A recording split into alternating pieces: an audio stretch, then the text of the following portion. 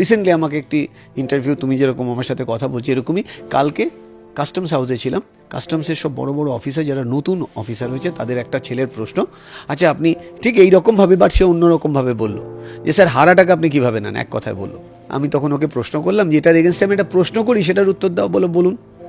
আমি বললাম তুমি শিখে যেত না জিতে শেখো? অনেক ভেবে টেবে বললো স্যার শিখে জিতি। আমি বললাম শেখার আগে আরেকটা ওয়ার্ড আছে, বিকজ তুমি ধাক্কা খেয়ে শেখো, আর শেখো বলে তুমি যেত।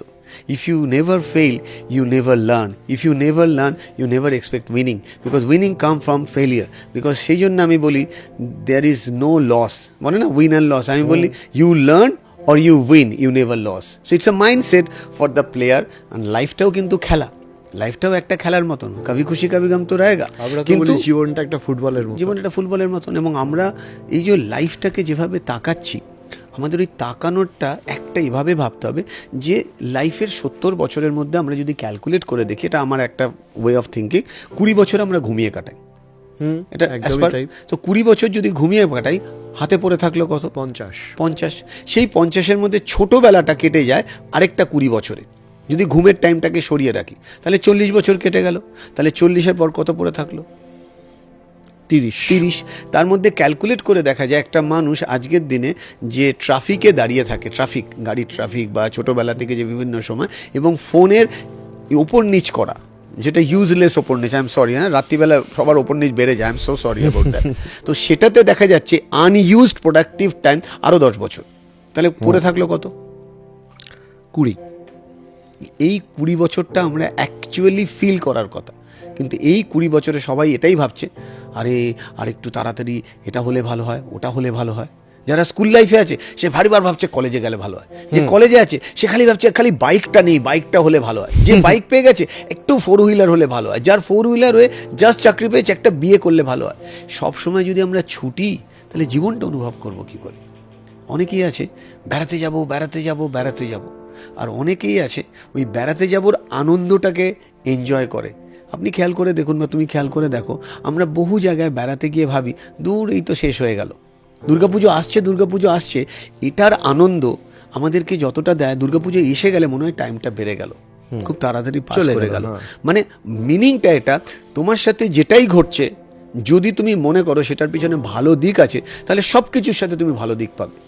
এবার কেউ যদি বলে যে আপনি একটা প্রমাণ করে দেখান, একটা ট্রেন অ্যাক্সিডেন্ট হয়েছে, একজনের হাত কেটে বাদ চলে গেছে, সে ওপরের দিকে তাকিয়ে এভাবে প্রে করছে, কি প্রে করছে পরে বলছি। আরেকজনের হাতের একটা নখ কেটে গেছে, সে ওপরের দিকে তাকিয়ে প্রে করছে, দুটো ডিফারেন্ট বগিতে।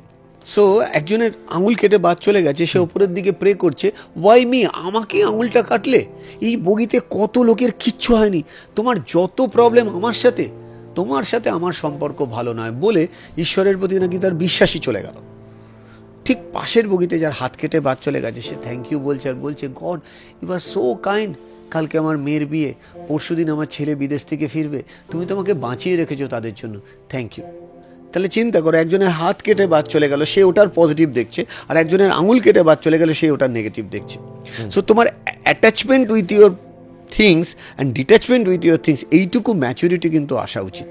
আর আমরা যদি জেনে বুঝে কষ্ট পেতে চাই, কালকের ঘটনা, একজন কাঁদতে কাঁদতে ফোন করেছে, স্যার আজকে আমি 2টো ঘটনা ঘটিয়েছি, আমার খুব খারাপ লাগছে, আপনাকে কথা বলে এক্ষুনি ঠিক করতে হবে।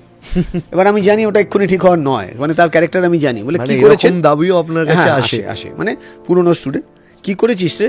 বলে স্যার আমি একটা জায়গায় গেছিলাম আমার অ্যাক্টিং করতে, কিন্তু আমাকে যে রোলটা দেওয়ার মুখে বলে নিয়ে গেলে এই রোলটা দেবে, গিয়ে সেটা দেয়নি, আমাকে পিছনে দাঁড় করিয়ে রেখেছিল। আমি কাঁদতে কাঁদতে বাড়ি ফিরে ঠাকুর ঘরে গিয়ে যতগুলো ছবি আছে সব ছুঁড়ে জানলা দিয়ে ফেলে দিয়েছি। আমি বললাম তারপর? বলে তারপর নিচে নামার সময় আমি জল পড়েছিল, পুরো আছাড় খেয়ে পড়ে আমার পায়ে ইনজুরি হয়েছে। এবার আপনি বলুন, এটা কি ঠাকুর আমায় ফেলে দিয়েছে, মানে ঠাকুরের জন্য হয়েছে, না আমার কর্মে দোষে হয়েছে? আমি তাকে কিচ্ছু বললাম না, আমি বললাম আগে ডাক্তার দেখাও, তুমি শান্ত হও। তারপরে যখন তার ব্রিদিং প্যাটার্ন চেঞ্জ হলো, আমি বললাম ঠিক আছে, আজকের পর থেকে তুমি 5 4 3 2 1 ফর্মুলা অ্যাপ্লাই করবে। বলে সেটা কি? বললাম সেটা কি, আচ্ছা তুমি বলো তো। তখন মন একদম শান্ত। আমি বললাম আচ্ছা বলো, তুমি এই যে ঠাকুরের ছবিগুলো ফেললে, তুমি কনসিয়াসলি ফেলেছো? বলে না, আমার মাথায় না তখন কীরকম একটা হচ্ছিল, আমি নিজের মধ্যে ছিলাম না। আমি বললাম ওই নিজের মধ্যে ফেরার জন্যই ফর্মুলা কল 5 4 3 2 1। তারপরে আমি এটা বললাম, তোমার কি মনে হচ্ছে, তুমি ঠিক করেছো? বলেন আমি বিরাট ভুল করেছি। তো সায়েন্স বলছে আমাদের সাথে যখনই কিছু ঘটে আমাদের ব্রেন উইদিন 5 সেকেন্ডের মধ্যে অনেকগুলো স্টেপ নিতে পারে যেগুলো অনেক সময় ইউনিক হয়।